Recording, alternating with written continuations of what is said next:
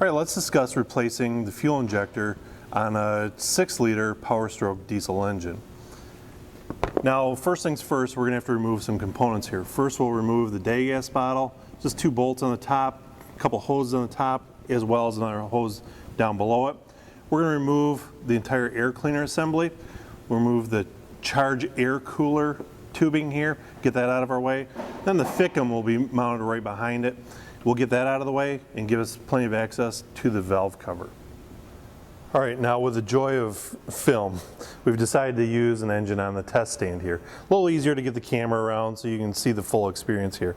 I know this isn't quite real life, but it makes it much easier to display some of the tips we need to do here to replace this injector. So this engine is on a stand. You certainly don't need to remove the engine. You can do this in the truck, but let's go ahead. I've removed all the bolts for the valve cover. So we've pulled the valve cover up out of the way.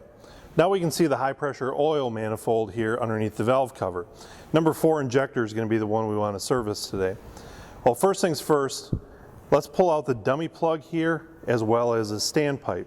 And so now to remove the dummy plug, I'm going to take my T60 Torx bit and work this out. Now this doesn't have to come out right now necessarily to replace the injector, but it's a good idea because of the rubber seals in here. We don't want to have a high pressure leak later on. So we're going to go ahead and install an updated dummy plug. I'm also going to remove the standpipe here. Now this could come out with the whole oil manifold, but it makes it a little easier to get that out. I'm going to use my T55 to remove it. Now some of these come with an updated 2-piece design, so if you're doing this in the truck, you might not have enough clearance to get this all the way out. And so these come as a 2-piece design, and you'll see in here it could be actually separated. But we want to make sure that we install a brand new one when we put this back together, because there's a couple sealing points in here we want to seal off so we don't have a high pressure oil leak when we're all done. Now we've got the dummy plug removed, the standpipe removed. We're going to go ahead and remove some of these hold down bolts that hold the high pressure oil manifold in place. All right, now let's lift this oil manifold off of the engine here. Now it's very important to do it evenly. Don't just pull up on one side versus the other, and get them equally lifted off here. Now you have to be aware there's going to be a little bit of oil running out. You can see some oil draining off here. But notice these fittings on the top is where it connects to the fuel injectors. So if we pick up on one side and not the other, we're going to cock this in there and run the risk of damaging the injectors. So it's very important that we lift this up equally on both sides. Now we've got our high pressure oil manifold out of the way. Let's go ahead and press the clip here and release the electrical connector from the engine harness to the injector itself. Now the injector itself is clipped into the cylinder head, and so we're going to use a special tool to remove this clip. Now as you see, it's nothing more than kind of a circle shaped object here with a beveled edge. Now we're going to slide that over the clip here. We have to get it lined up properly, and we're going to give it a little bit of pressure here, and what that's going to do is pinch the tabs and release the harness from the cylinder head here. Now a lot of times technicians may just take a hammer or a screwdriver and pop it through, but you're going to damage the core and kill this connector if you do that. So we want to be careful to use the proper tool when installing this. Again, you can see how it just slides over the tabs there and gently presses those tabs in to release it. Now that's done, let's go ahead and remove the hold down bolt. All right, now we're ready to remove the hold down bolt. But we're going to use an extended shank T40 socket here.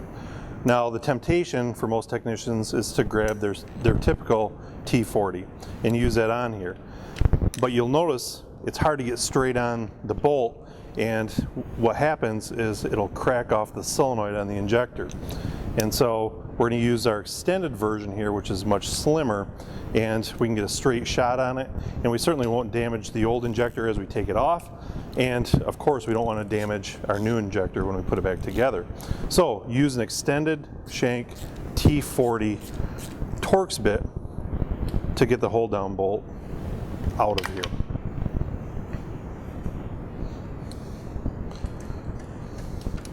Once we've got it loosened up, we're going to remove the hold down, the bolt, and the injector all together. They should all come up in one piece. And now you'll notice an alignment slot there, and our hold down has a tab that we'll put into place with our new injector.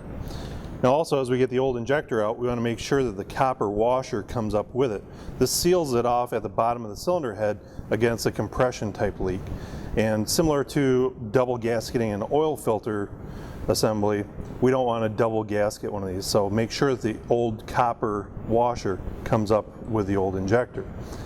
Now also, while we've got this injector out, one thing we want to look for is contamination here. This is where the fuel enters into the fuel injector, and it's got a little screen here. We want to make sure there's no debris or contamination on this. This one really looks pretty clean. So that being said, we're going to clean out the hole a little bit. Then we're going to take some shop air and blow it in the hole for the hole down here. Now remember, this is underneath the valve cover, so there's a lot of engine oil down in here. This is a blind hole, and so if that hole gets full of oil and now we go to torque this bolt down, it's going to cause some torquing issues and not seal the injector properly. So we need to make sure that all the oil is out of there. All right, so we've cleaned out our passageway where the new injector is going to go. Just use a clean rag and a screwdriver. Now I'll take a little shop air to that hole. We're going to blow that oil out. Good idea to cover this up because you don't want oil flying all over the place. And remember, you're going to be doing this in the truck with a lot less room. So we're going to make sure that all the oil's out of there. And now it's time to grab our new injector.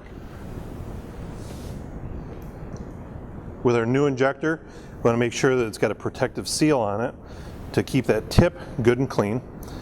And notice we've got new O-rings on here, and it's got a new copper washer. Now we can take some engine oil and lubricate these O-rings. We want to make sure that they're good and lubricated before we install this. We don't want to roll them or cut them as we're installing our new injector. So really we can lubricate this body here. I'm going to grab our hold down and I'm going to line that up with that tab, and we're going to have to slide the whole assembly in here together. We'll get it kind of lined up. We'll slide it in place there, get it started. Then remember, I'm going to take my extended shank T40 and gently run this down into the hole.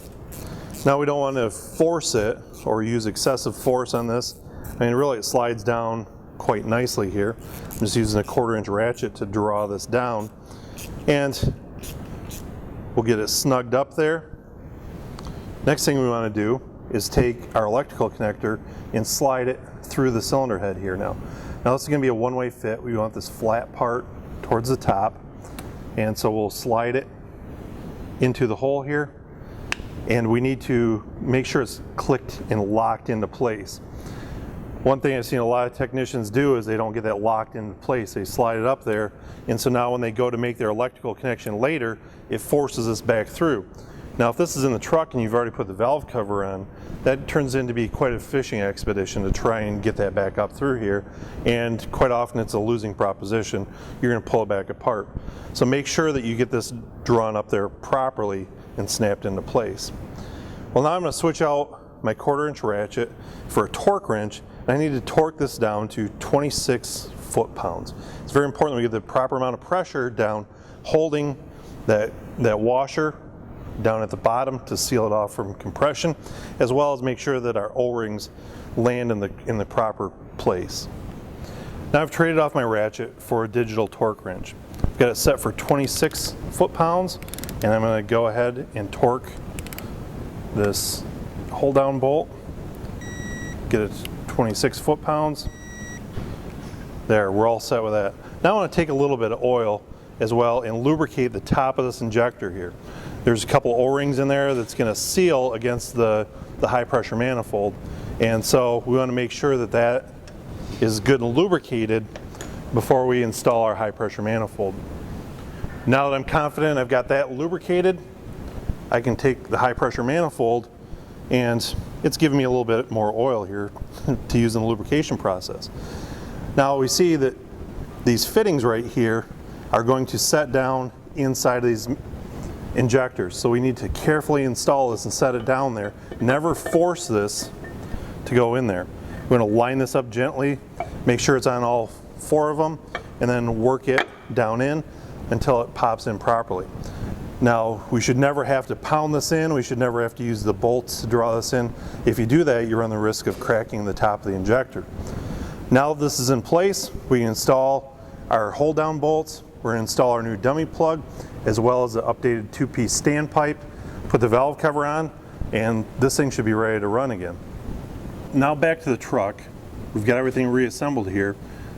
It's very important that because we've had an issue with the fuel injectors, we need to replace the oil filter. Good idea to replace the oil as well. Make sure you use a good quality filter as well as Ford approved oil.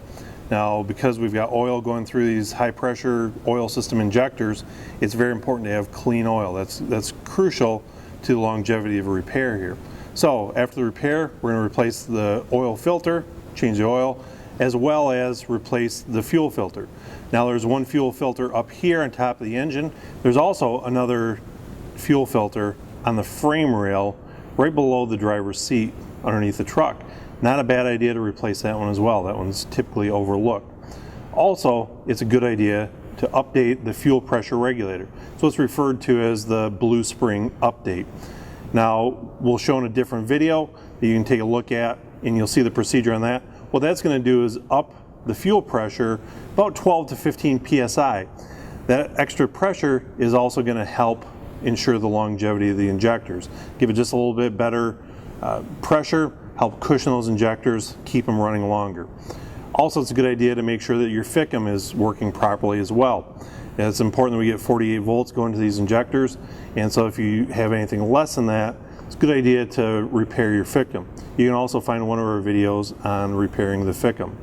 So we've replaced both the filters here. We've replaced the filter down on the frame rail, got clean oil in it.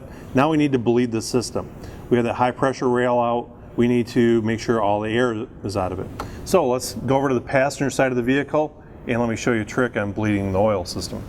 All right, now let's discuss bleeding the air out of the high pressure oil system. Now there's a wire right here, and this is a direct feed to the starter. So let's pinch the connector, disconnect the wire, and now the wire that's closest to the battery is going to be the one that goes directly to the starter solenoid. You'll see the wire inside of there. Now I'm going to go to the battery positive post here, work that out of my way, and there's a couple studs sticking out here. So I'm going to simply take this and touch it to the stud and crank the engine over, about 30 seconds at a time. Now, why can I do this with a key on? I don't want the truck to start. So if I was doing this inside the cab with a key, we have the potential of the truck starting. I'd rather just crank it over, build some oil pressure, get all the air out of it right now before we attempt to start the truck. So I'm going to take my cable, touch it to a lead, and let the truck crank.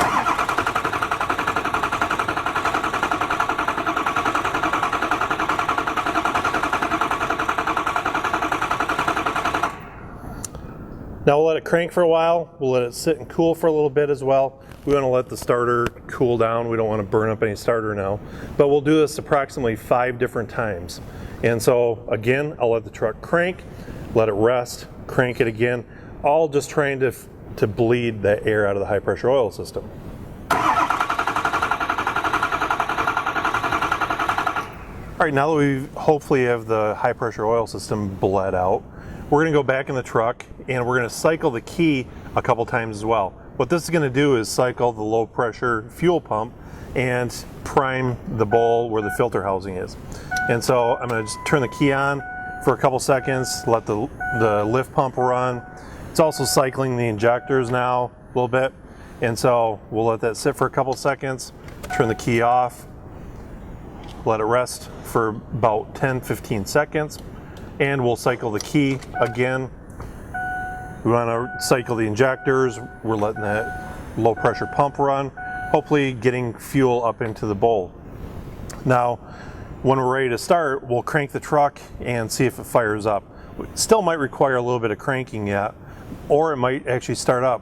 One thing we do not want to do is fire it up and give it any sort of engine RPMs. I know a lot of guys will fire it up and run at about 2,500, $3,000 in order to help bleed any more air out of it. But think of it when you've done a plumbing project at home, and now you've got air in the system, and how much it shakes those pipes and the valves and everything in there. That's what's going on in the system if there's any air in it.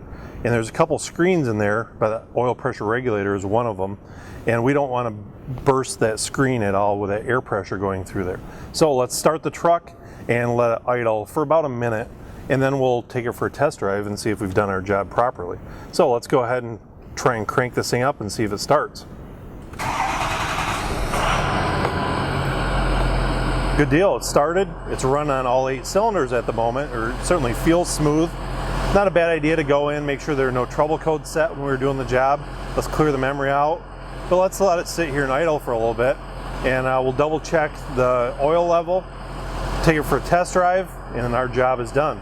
We've just shown you the proper way to replace a fuel injector in a Ford 6-liter Powerstroke engine.